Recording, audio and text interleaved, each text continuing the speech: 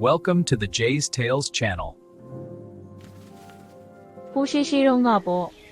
တစ်ပင်ကြီးတွေအုပ်ဆိုင်လွန်းလို့နေကင်းတောင်နေအောင်ကြီးခက်ဖြော့ဖြော့ပဲရနိုင်တဲ့တောအုပ်ကြီးတစ်ခုရဲ့အစွန်မှာအဖိုးမြတ်ဆိုတဲ့ရိုးသားအေးဆေးတဲ့အဖိုးကိုတူနေထိုင်ပါတယ်အဖိုးမြတ်ဟာနေ့စဉ်တောဆက်မှာထင်းခွေဟင်းသီးဟင်းရွက်ရှာပွေရင်အေးအေးချမ်းချမ်းအသက်မွေးသူပေါ့ဒီနေ့မှာတော့အဖိုးမြတ်ဟာထင်းခွေရင်းနဲ့တောနက်ထဲကိုပို့ပြီးနှက်ဝင်သွားမိတယ်တစ်ချောက်ကောင်းကောင်းတွေတွေ့လေလေရှေ့ကိုတိုးလေလေနဲ့အချိန်ကုန်လို့ကုံမန်းမသိဖြစ်နေတော့မှပဲရုတ်တရက်လေးအေးကြီးတစ်ချက်ဝိတ်တိုက်သွားပြီးဝင်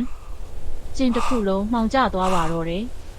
နေမင်းကြီးဟာတစ်ပင်အုပ်ကြီးတွေရဲ့နောက်ွယ်မှာကွယ်ပြောက်သွားပြီဖြစ်တယ်လို့တောအုပ်တစ်ခုလုံးလဲမြူကိုးတွေဝေမိုင်းလာပါတယ်တောအုပ်ကြီးဟာတိတ်ဆိတ်လွန်းလို့အဖိုးကိုရဲ့ခြေတံနဲ့ကိုယ်နှလုံးခုန်တံကိုတောင်ကိုပြန်ကြားနေရတယ်အဖိုးမြတ်ဟာလာလန်းကိုရှာပေမဲ့မြူကိုးတွေကြားမှာလမ်းကြောင်းတွေကထပ်တူညီနေသလိုဖြစ်နေပြီးအိမ်ပြန်လန်းကိုရှာမရတော့ပဲလမ်းပြောင်းနေခဲ့ပါတယ်အဲ့ဒီအချိန်မှာပဲအဝေးကတစ်ပင်ရိပ်တွေကြားထဲမှာမီးအိမ်လေးတစ်လုံးကင်ထားတဲ့ကလေးမလေးတစ်ယောက်ကိုလှမ်းတွေ့လိုက်ရတယ်သမီးလေး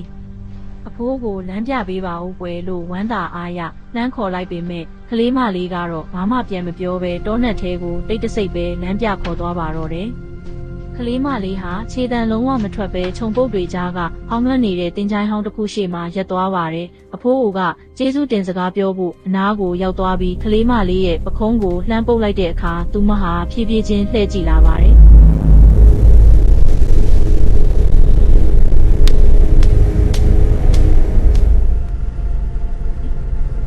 ဖျားကလေးမလေးရဲ့မျက်နှာမှာမျက်လုံးတွေရှိမနေဘူးမျက်လုံးအိမ်နေရာမှာမျက်လုံးမရှိဘဲတွင်နှက်ကြီးနှစ်ခုပဲရှိနေပြီးသူမကင်ထားတဲ့လက်ထဲကမီးအိမ်ထဲမှာလဲထူးဆန်းတဲ့အပြာရောင်အခိုးငွေတွေပဲထွက်နေပါတော့တယ်